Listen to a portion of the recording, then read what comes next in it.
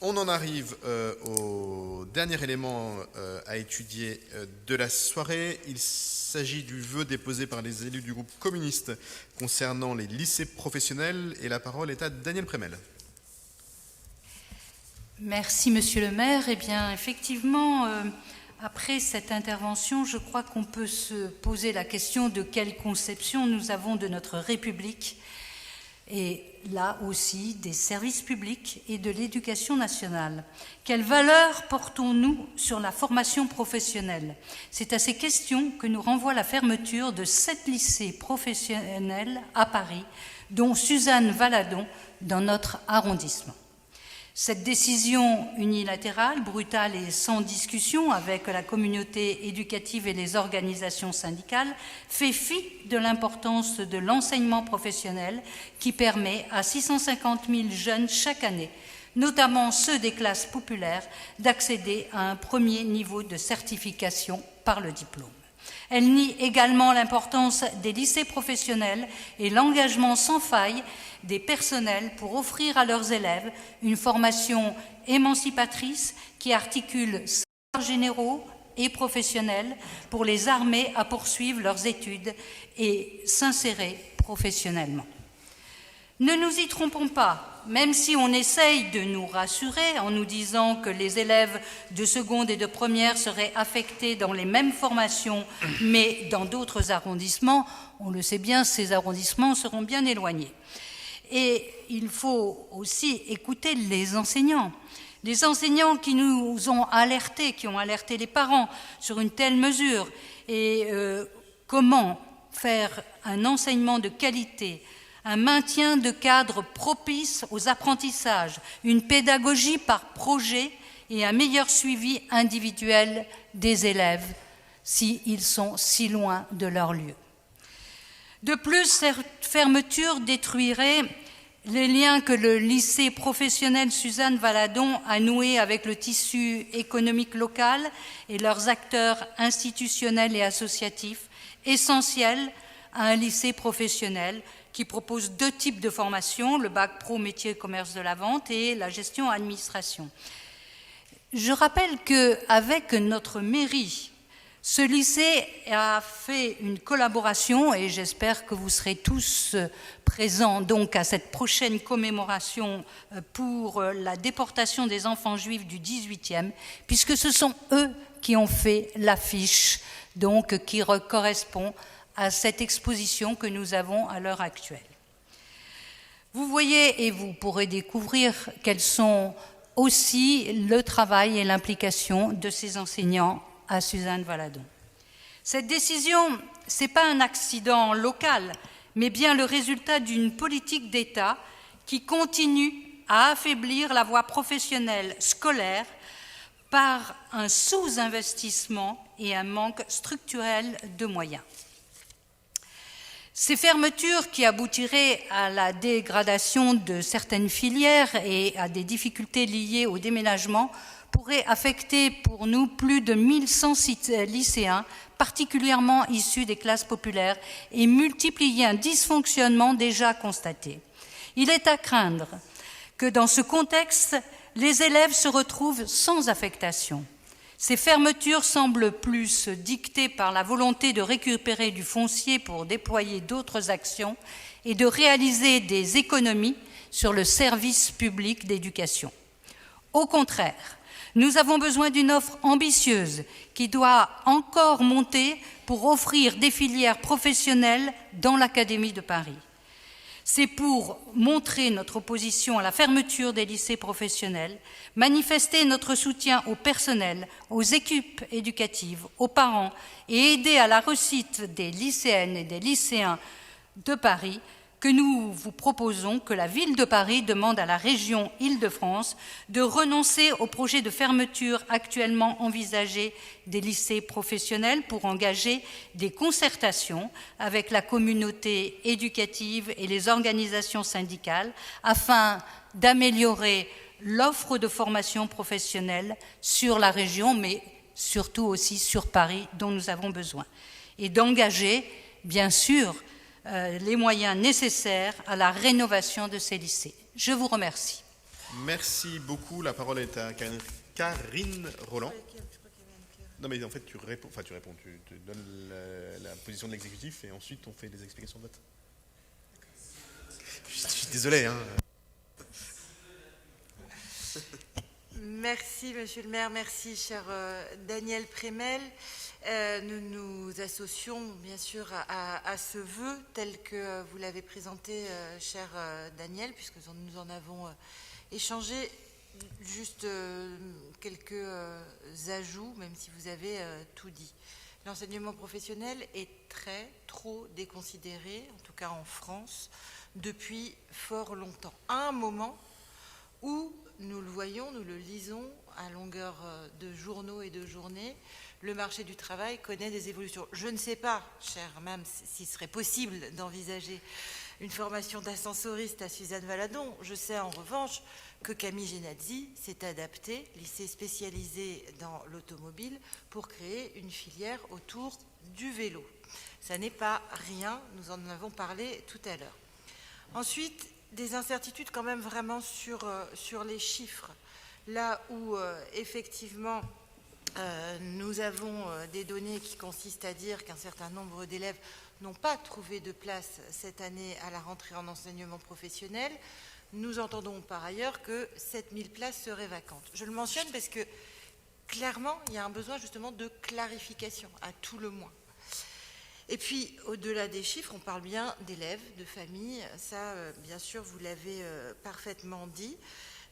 Des élèves qu'il est important de voir évoluer dans un quartier comme celui de la mairie sociologiquement. Ça a une importance dans un quartier, si on change un peu de perspective en tant qu'élu local, il est important d'avoir des jeunes, pour le coup, monsieur le maire, parce qu'ils le sont, qui fréquentent ces quartiers. Donc, là, je reprends une formule qui a été ajoutée dans les considérants par notre collègue Pierre-Yvain Arnaud. La brutalité de la méthode ne peut pas convenir, et c'est pourquoi le vœu insiste sur la nécessité de concerter, à tout le moins, pour voir ce qu'il en est, ce qu'il est possible de faire, comment il est possible de mieux travailler sans déconsidérer personne.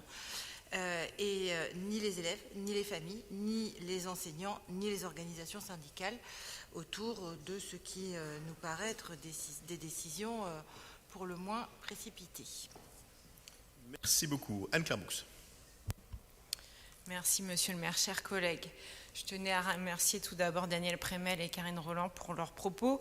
En effet, cette réforme menée par Madame Pécresse, présidente de la région Île-de-France, avec la fermeture pour cette première rentrée de 5 lycées programmés, dont Suzanne Valadon, est un désastre pour les jeunes, en particulier des quartiers populaires, pour la communauté éducative, et c'est une entaille pour l'égalité des chances. Les lycées professionnels accueillent 650 000 jeunes, très majoritairement issus des quartiers populaires. À Paris, ce sont 1100 lycéens qui pourraient être visés par ces annonces de fermeture. Alors, les lycées professionnels scolarisent aussi un lycéen sur 3 à la sortie du collège, d'où l'enjeu important sur ces lycées professionnels. Mais ce à quoi on assiste, c'est une véritable libéralisation du système éducatif que poursuit ce gouvernement, avec l'annonce d'augmenter la durée de formation en entreprise, ce qui réduit mécaniquement la formation professionnelle et la formation générale dispensée au sein de ces lycées. Ça hypothèque les possibilités de poursuite d'études dans le supérieur, et de 2, ça a des impacts sur la formation des futurs citoyens, sur l'émancipation des jeunes. Donc, la réelle motivation de cette réforme pour le gouvernement, c'est bien entendu, comme d'habitude, une logique comptable. Le gouvernement transfère tout doucement le financement de la formation vers les entreprises.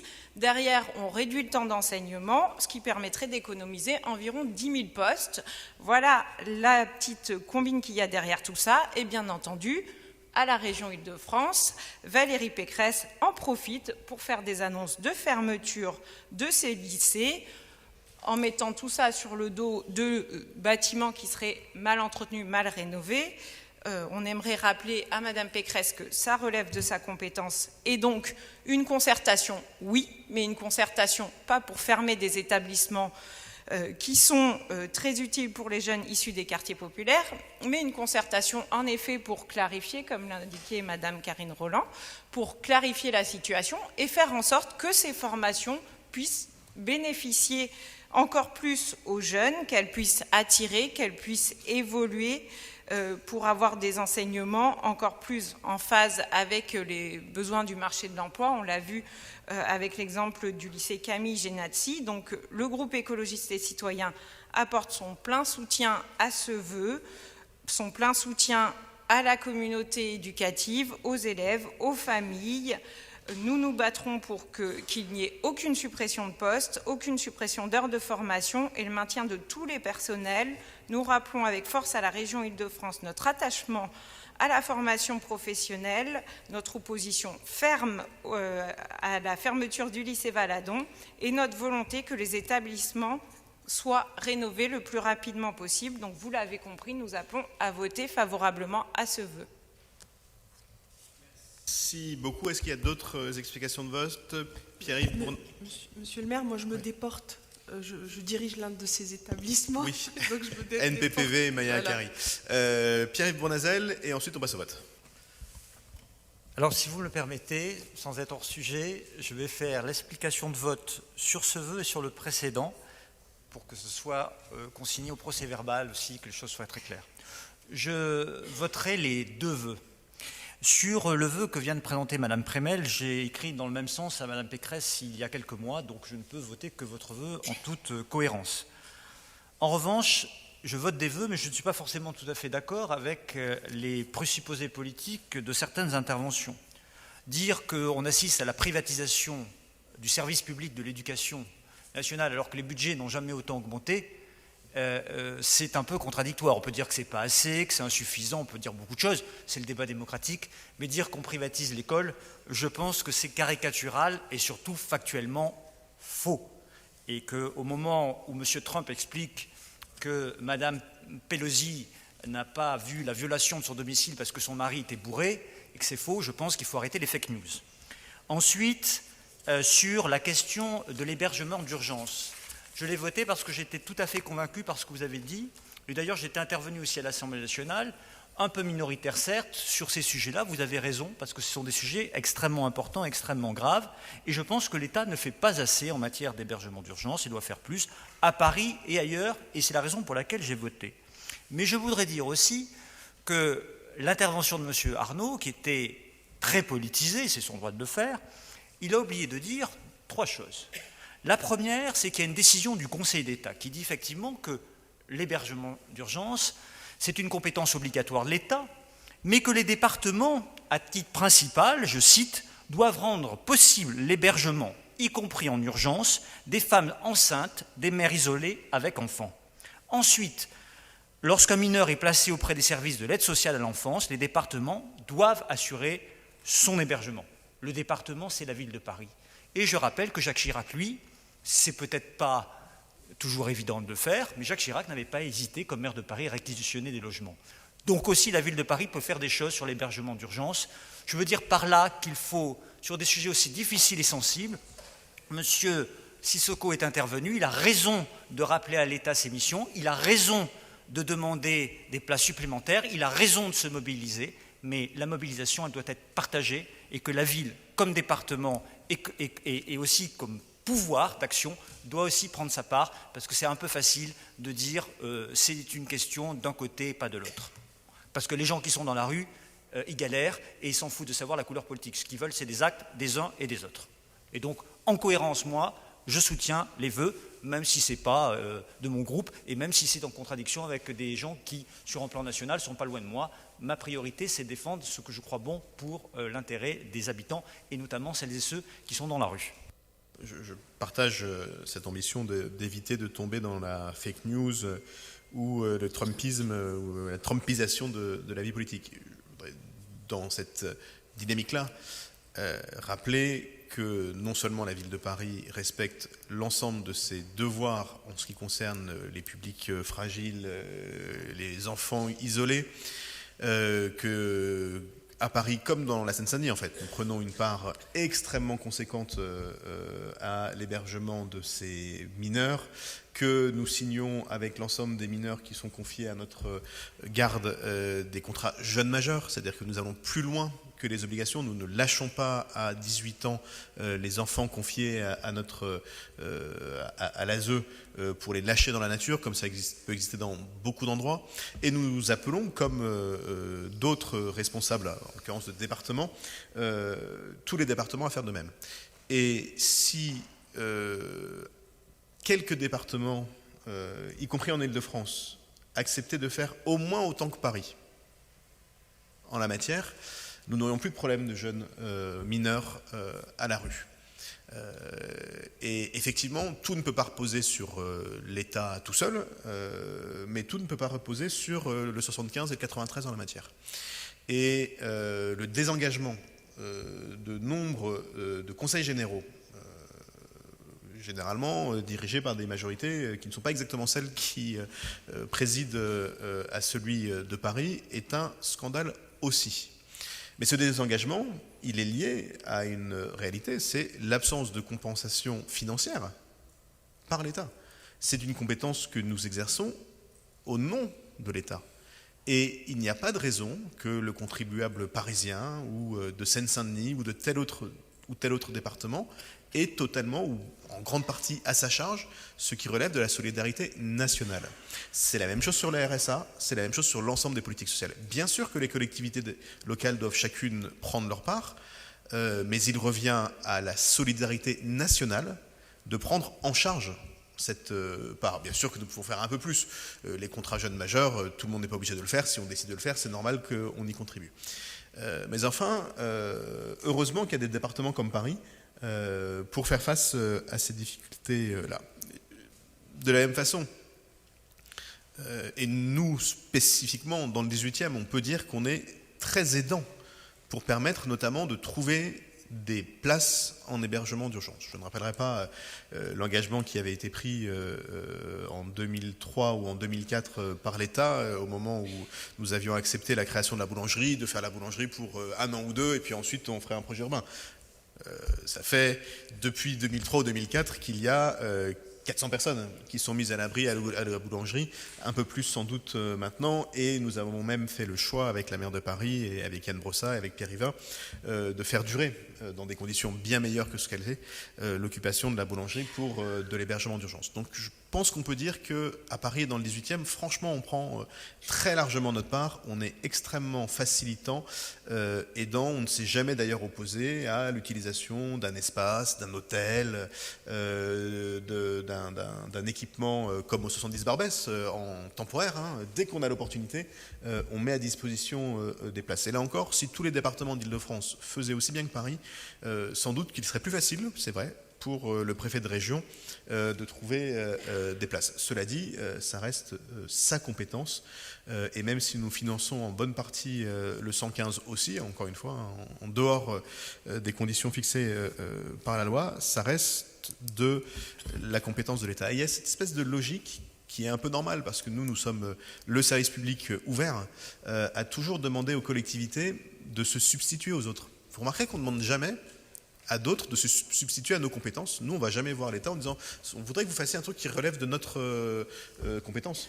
D'ailleurs, les habitants ne vont jamais voir le gouvernement en disant « au fait, est-ce que vous pourriez prendre telle ou telle compétence qui devrait revenir à la ville ?» C'est toujours dans ce sens-là. C'est toujours les collectivités locales qui doivent faire ce que la loi prévoit que d'autres fassent. Sans doute parce que nous sommes peut-être plus connus par les citoyens. Et donc, il faut que nous veillions absolument à préserver notre périmètre, parce que sinon, c'est nos compétences essentielles qu'on n'arrivera plus à réaliser.